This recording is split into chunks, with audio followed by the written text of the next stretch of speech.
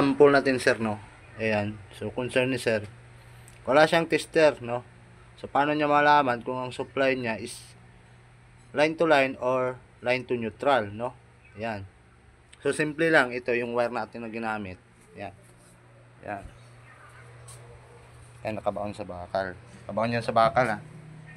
Nakabaon siya sa bakal papunta dito. Ito yung bulb natin na LED. Tapos etong isa, hindi ko yan itinap. Ayan, isa lang yung ginamit ko.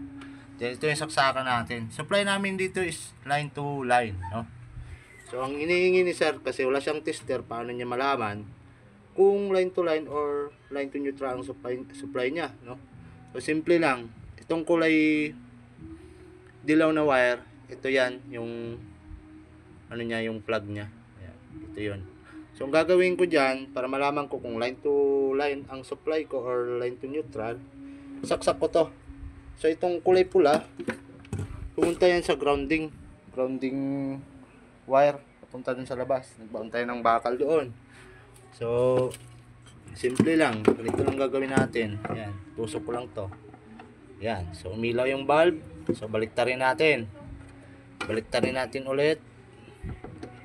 So umilaw pa rin. So ibig sabihin, ang supply natin dito is line to line, no. So kapag binaliktad mo na hindi siya iilaw, ibig sabihin neutral yung kabila, then line yung kabila, ibig sabihin line to line, no. So itong akin, kasi umilaw siya parehas, so ang supply namin dito is line to line. Kapag wala kang tester, yan, simple lang.